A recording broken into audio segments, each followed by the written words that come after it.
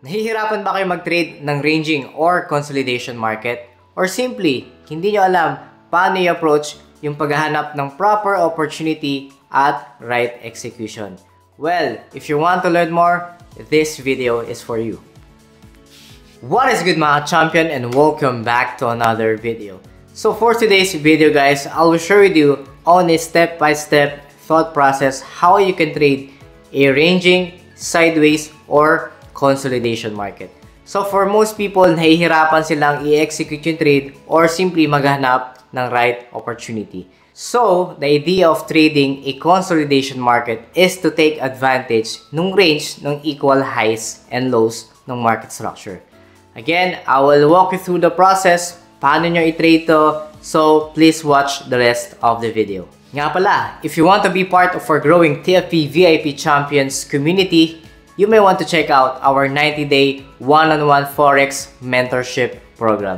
So again, thank you so much to all my TFP VIP Champion students all over the globe, subscribers, followers, and sa lahat po ng sumusuporta. So without further ado, let's get straight to our charts. Alright, so again, the idea of trading a consolidation market, as I've said, is to take advantage of that equal highs and lows range. That is where we make money, yung range na yan. And mostly, tinitignan natin yan on higher time frame. So, the difficulty lies wherein yung mga traders is usually nag-trade saan? Doon sa lower time frame range. Okay? Tandaan nyo guys, yung lower time frame consolidation, yung range na napaka-liit na lang ng gap na pwede nyo i-trade. Okay? For experienced traders, there's still possibility. But then again, I don't advise na mag-trade kayo ng consolidation on lower time frames. Kasi bakit? Wala nang enough range yung itatakbo ng market, as I said. So, again, normally, when I look for opportunity, lalo na kung consolidation market, I always try to make sure na I always see the structure on a higher time frame. Okay? So, simply, mas magandang i-trade yung mga higher time frame consolidation rather than lower time frame consolidation. Kasi bakit? Mas malawak yung pwedeng igalaw ng price, and from that, I can look for a short-term opportunity. That was happened dito sa trade na to, and I'll walk you through the process step by step paano ako nakakuha ng trade dito. So, kung titignan natin, normally, may criteria ako when it comes to looking for opportunity, lalo na kung ranging. At least, meron tayong dalawang touch, okay, sa equal highs, and dalawang touch sa equal lows, okay? So, kung titignan natin to, this is really a simple consolidation market. So, kung titignan natin, meron tayo dito ang resistance, okay, by structure, di ba? Kasi, it exhibits an equal high nature. So, sabi ko nga guys, paano ba tayo gagawa ng range when it comes to your support and resistance? So, in this case, I will use the lowest point na common sa lahat and the highest point na common din sa lahat, or highest point na pinaprovide nitong reaction. So, again, if I were to plot yung lowest point, possible na probably nag-touch common to every reaction, ay ito yun. And then, yung ating highest is ito. So, in that sense, even though tinatansya natin yung resistance area on an average, okay, we can simply put a rectangular plane, alright, or simply a zone in that sense para ma-visualize natin that we are really on a resistance area or zone. So, yan yung ating magiging resistance area, okay, by structure, right? So, again, this is our resistance area, which means meron tayong equal highs from this range, okay, this touch, and currently, now the market is sitting saan? Dito sa ating resistance area. So, am I sure na yung market is going up for a breakout or mag-react pa siya pababa? Okay? No one knows that until we verify dito sa lower time frame. So, before that, I will still plot as well my equal lows, okay, which is yung ating support level. So, there are instances na merong mga ganitong reactions, which means there is some sweep of some liquidities, okay, below. But again, ang point dito, we have an average point of view when it comes to your support. So, ito yan. So, you can consider this as your lowest point when you're going to make a zone. But nevertheless, ang point of interest natin when it comes to opportunity is simply itong nasa resistance. Okay? So the idea, can we have an opportunity for us to have a sell, okay, going down, or should we wait na mag-break out itong level pataas so we can take a long position?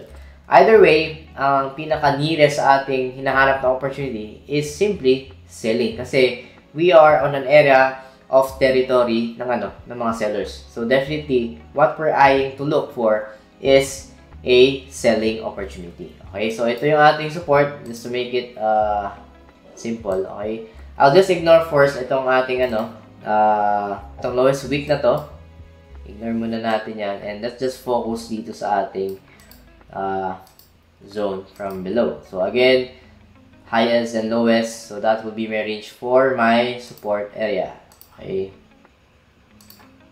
right, so this is going to be my support. So take note, I am on a daily time frame, which means I may need to look for short-term opportunity dito sa range or consolidation market na to. Okay, so the idea is to take advantage of this gap kasi diba, kung daily to daily to, we have a lot of space here that the market can move. Okay, rather than focusing tayo dun sa range or consolidation opportunity dun sa lower time frame kasi masyado nang maliit yung pwedeng igalaw na price. So you can still have a consideration when it comes to time frames such as 4 hours, but again, it's better to start on a higher time frame for us to have a better look ng market structure, diba?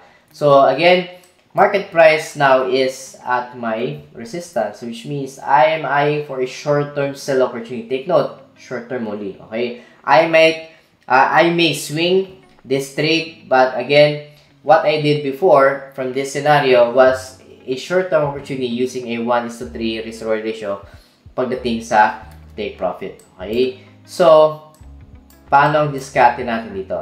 Okay? We can see from the past few days, okay, couple of days na meron tayong bullish candlesticks. Okay? Ibig sabihin yan, there is momentum ng buyers. So, in order for me to sell, I have to make sure na at least, okay, I have to wait na merong break of momentum pagdating sa recent candlesticks. So, diba, kaya sabi ko, I always mark my equal highs and lows, okay, or mark my previous daily high and low, so which is ito, diba, pwede natin consider yan, and itong ating low. Okay, so let's just mark this in near accuracy. Isin lang natin, no, para hindi tayo mamali. And yan, right? So, I already have my previous daily high. Okay, take note. And previous daily low. So, in order for me to decide for a sell, I must have to wait. Okay, I must have to wait to break through this previous low. Kasi bakit? I have to break a momentum of buyers given this bullish candlestick. So, definitely, I have to wait for another candle.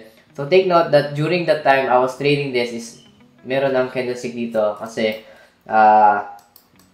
this was a previous daily high and low, previous candle. So, obviously, ang nangyari, I waited for a day para lang malaman if may significance ba na mag-sell or not. Okay? Otherwise, plain. Okay? I have to wait more and wait for a breakout for either a buy opportunity. So, what I did simply is to wait. Okay? So, nangyari. Okay? So, if titignan natin yung closing price, okay, nandito niya siya sa beyond ng ating previous low, okay, ng ating daily. So, obviously, we have a break of momentum from this previous daily candle. So, in that sense, anong gagawin ko? Can I sell now sa structure ito? Obviously not, okay? That's why we have to look for in detail sa lower time frame natin. So, yung nangyayari dito, I have to look for dito sa lower time frame. So, I went down sa hourly kasi bakit? I was aiming for just a scalp opportunity or short-term opportunity. That's why I went straight sa 1 hour, and then usually kapag 1 hour yung aking next time frame, my execution time frame would be 5 minutes. So I went down sa 1 hour. to look for more structure to satisfy system rules. Okay? So, anong pinaprovide ngayon na information ng market? Take note that ito yung horizontal line as our previous daily low, di ba? So, markahan ko lang. So, yung ating previous daily low, ito yung ating previous daily high, alright, is now acting as a support, and in future probably would be as a resistance once we have a confirmed reaction from this horizontal line. And as per our rule ng TFP water system as a sell, diba, we must be below certain confluences areas, alright? So again, as a selling HPT entry or zone, diba, we must be below horizontal support, we must be below, okay, trendline resistance, and we must be below a break of counter trendline support. So which means our area for HPT would be ito, yung tinutumbok natin for HPT. So hanggat maaari, we must be below in this confluences areas para mas high probable yung ating trade setup. Kasi ang punto naman talaga ng TFP wire system by using these lines or these confluences levels is maging high probable yung ating setup, right? So ngayon, ang tanong mo lagi, nasa na ba yung current price ko? Okay? Am I below these levels na sinasabi ko pertaining to our rules? So I am now below horizontal what? Support. That's one. Okay? Second, if I were to mark the origin ng ating trend line, di ba? Meron tayo ditong reaction. And if I were to plot yung, kung makita nyo, di ba? May multiple reactions from the past, which means kaya siya naging horizontal support level from the past na ngayon will be acting as resistance. So I can use that as anchor point initially, and then since equal low naman yan, I can use the last bullish candle reaction, which is itong may pin bar na yan. So, use that point as your reference for the trend line. Okay? So, which means, it is safe to say that I am now sitting below ng HPT zone as a selling. Kasi, ngayon, I will be waiting for any selling pressure candle. Kasi ngayon, bullish candle pa yan. I don't have any sense na mas bumaba pa for execution time frame. Kasi, I want to wait for a shooting star or selling pressure candle para mas maging high probable. And that will be the anchor for my trendline resistance. Kasi ngayon, if I will use this as origin, I can use this definitely, but I want to make sure na magkaroon pa tayo ng pin bar, or inverse hammer or shooting star para, again, as a sell opportunity. Alright, so since selling to, I'll just change this to red. So, given that I am now within the HPT zone for selling, diba? All I have to do is wait na mag-materialize yung next candlestick, or kung ano man, I have to wait for inverse hammer or selling pressure candle. So, ano nangyari dito? Right. So, from this, do I see any rejection as a selling point of view? Again, kung makita natin, meron tayong selling pressure candle given na mahaba yung sa taas, meaning there is rejection from this previous support now acting as a resistance, and now I do have an anchor for my trend line resistance. Okay, so I can use this as my reference point, diba? So makita nyo, I am now satisfying my TFP warrior confluences. Okay, so ibig sabihin, I am now below horizontal support, now resistance level. I have broke through this counter trendline support, and I am now below trendline resistance. So which means this area na tinutumbok natin ngayon, which the current price is sitting in, is a high probable trade setup for a sell opportunity. So since I am on an hourly time frame, okay, I want to make sure na I have broke through momentum ng same thing na ginawa natin sa higher time frame kanina na daily. Gusto ko, I want to break through this momentum ng buyers kasi we want a follow-through, diba? So, kailangan natin mabasag itong momentum ng last bullish candle para mag-make sense na we really want to sell. So, again, I can execute right away if gugustuhin ko as a swing, but again, I was just aiming for a short-term opportunity. Alright? So again, same rules, same concept. Use this as my previous hourly low. Okay, that would be acting as a support na kailangan mabasag yan for me to verify na I'm really on a bearish run. Okay, and take advantage of that drop. Okay, so again, this is going to be my previous H1 low. Okay, so yan yung ating yan. So ngayon, anong gagawin ko?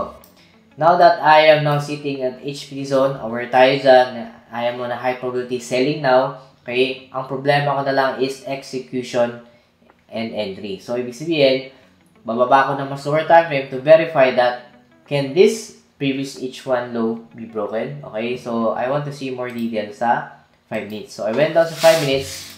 Okay, so tanggalin ko lang tong circle para avoid confusion.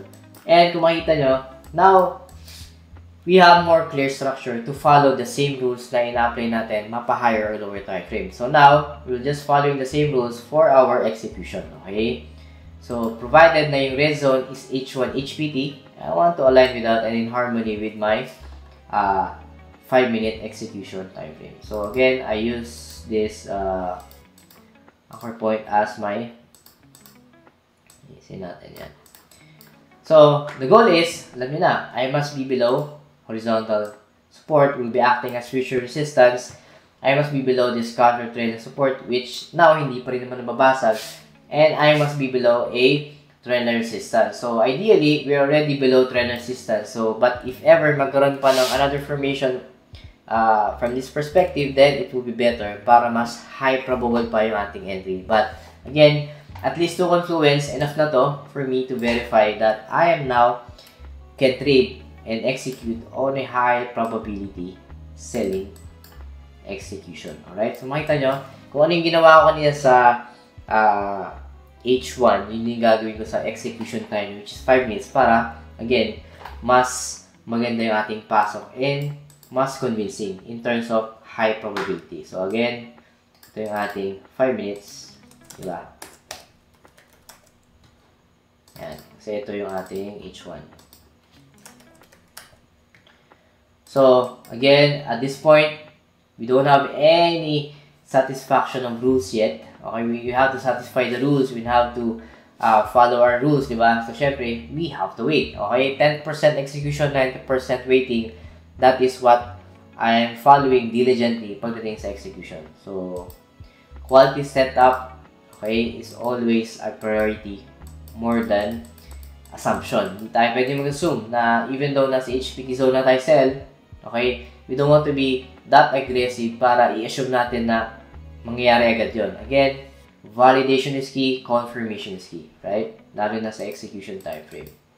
So, the market consolidated for quite some time, but again, I do understand na kasi meron pang momentum yung buyer. So, that's why we have to break through this trendline support. Yun yung idea, kaya binabasag natin yun. Right? So, ano nangyari dito? Right. So, now that we have broke through this two confluences, ito yun, and dito, okay, all we have to do is wait for a pullback, di ba? Mas gusto natin mag-sell when we are at a resistance. So, hanggat maaari, we wait for the pullback for us to be convinced. Okay, so I waited for the pullback that time when I was trading this. Okay, so this is the thought process on how I trade. I'm just doing the same thing all over again using the TFP Warrior system rules, diba? Alam na yun ng mga avid followers and subscribers ko how I trade and how I use these basic concepts to my advantage. Okay, so take note, even though we have the separate TFP champion system, this was my bread and butter, how I trade and how I made money from these simple concepts. And that is what I'm sharing with you guys. Okay, so dito pa lang, pwede na kayo kumita. So again, if you really want to get serious, as I've said, you may want to join our 90-day one-on-one mentorship program. So again, we have to wait and wait for a shooting star or a selling pressure candle in that sense. Okay? So, we have to react dito sa ating, diba? Naalala nito, I will just mark this as pakapalan natin and make it blue. Okay? Ito yung previous hourly low natin. Okay? So, ibig sabihin yan, hanggat maaari, since now acting in future as resistance, mas maganda mag-react na yung market. And, take note, we are aligned with the hourly trend resistance kung i-extend ko to, di ba? Yan. Ay, sorry. Okay. So, we have to wait. I've waited for several hours because of this. But then again, quality setup is always worth it more than anything else. Okay? So, it doesn't have to be volume-wise when it comes to trading. Hindi naman ito paramihan ng trade. It's all about having quality trade lagi. So, we need to have a reaction.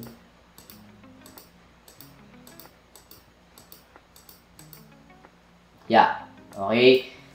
I can remember this shooting star or selling pressure candle. It simply touched my key level of horizontal support, diba? Acting now as resistance, which means kung makita nyo, I am now below this, diba? I have broke through this trend line, counter trend support. I am now below trend line resistance, horizontal resistance rather, and I am now below trend line resistance coming from our H1. So again, it totally makes sense na yung tinutumbok natin is HPT zone ng execution time, which is 5 minutes. So, ngayon, what I did was execute a market or instant execution using a, yan, dito ako nag-enter nun. Okay, stop loss, I don't want na tinitipid yung stop loss because I'm already at the short term. So again, I was aiming for a 1:3 risk to reward ratio at that time. Just my standard for a less greed approach. So alam naman nyo yan. But if you want more accuracy when it comes to more profit, okay, which you have to wait more, again, taas lang yung timing. But in this sense, okay, 1:3 was my goal that time. And I was just aiming for a short-term trade. Okay? It might take several hours kasi, again, yung aking risk is medyo mataas. Okay? From this point of view, I can lessen my stop loss level along the way using trailing stop or partial profiting. Diba? But again, standard is always 1:3 for me. Okay? I was just aiming for 1:3 reward ratio. Yan. Yan. Okay? Nothing crazy, no? It's all about less greed approach para maging consistent tayo. Okay? I don't want to have this mentality na more. Again, I was like that when I was beginner. I was a beginner, but again, as you mature as a trader, no, you just want to be consistent and be profitable because 1:3 risk to reward ratio, malaki na yan. Okay? If you have a huge account as well. So again, I don't want to be greedy na. Importante is I was always aiming for a compounding growth ng aking capital, right? So, nangyari, obviously na-trigger ako the following candle, and what happened next? Okay, so I was on a drawdown for several hours, okay? Tandaan nyo guys, hindi porket drawdown kayo or negative kayo for several hours for quite some time, hanggat hindi tinatamaan yung set ng stop loss, you are not yet a loser. Okay? Hindi patalo yung trade nyo. The moment na manual exit nyo yan is the time na talagang nagiging reality na yung losses. Okay? So, again, you have to overcome this mental toughness when it comes to monitoring your chart, lalo na kung ikaw ay on a drawdown. Okay? So, again, you just have to stick with your rules, with your analysis, and if you know you satisfy your system rules, then just let it run. Alright? So what I did was I let the market run. Hindi naman hit yung stop loss even though I was on a few hours drawdown. Alright?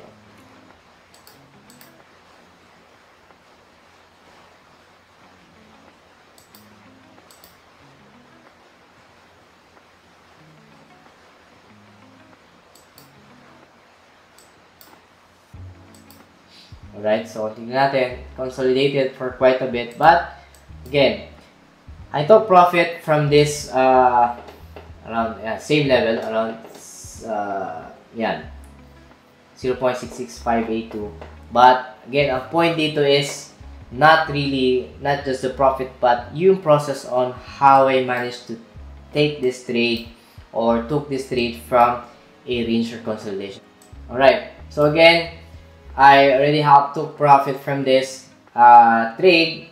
Okay, so importante dito is you follow your system rules. Okay, whatever happens, importante is you know your rules and you already know what you're doing in the first place. So, kailangan meron talaga kayong proven system in the sense. So, again, this is just me showing you how you can look for opportunity on a range, sideways, or consolidation market. Nothing really crazy about this trade. All I had to do was to simply follow my rules and stick with it. It might take some time, but ang importante is hindi ako nag-deviate sa rules ko, okay? That is where consistency comes from. And that is how you be profitable in the long run, okay? Be patient and know how to trade, especially approaching your, having a good approach for your risk management, okay? Kasi bakit? Even though magaling tayo technicals, if we have poor trading psychology and risk management, okay, eventually, you will fail this industry, okay? Kaya importante na marunong tayo mag-manage and balance these three key areas as a skill, di ba? Psychology, risk management, and technical analysis, okay? So I hope may natutunan naman kayo guys when it comes to this trading opportunity and how you trade market consolidation. So again, thank you so much to all my TFP VIP champion students all over the globe, subscribers, followers, and sa lahat po ng sumusuporta. So God bless. See you all on the next videos. Bye-bye. So I just want to inform and announce that our TFP VIP champion student private Discord community is already up, and yeah, here we have several channels wherein we share our technical trading ideas among each other, and of course we also have our weekly trade ideas para sa ating mga weekly forecast para sa mga currency pairs and some announcement section. And of course, since tayo ay global, of course we have other students as well na galing sa mga ibang bansa overseas. So here we introduce ourselves and introduce kung saan tayo galing, sa bansa tayo ngayon, OFW man o hindi. But nevertheless, this is a healthy community para mag-share ng mga trading ideas para sa inyo guys. And hopefully, I will be putting up a server publicly para sa mga baguhan naman and those mga followers and subscribers natin. Alright? So yeah, this is just a minor announcement, and hopefully guys, you can join us and make this community grow, lalo na sa ating mga estudyante nag-aaral. Alright guys, so mga baguhan pa lang, but nevertheless, everyone here wants to learn, wants to make profit from the market, but as much as possible, we're all equal in the eyes of the market. Alright guys, so that would be it. So yun lang, and thank you very much. Alright, bye bye.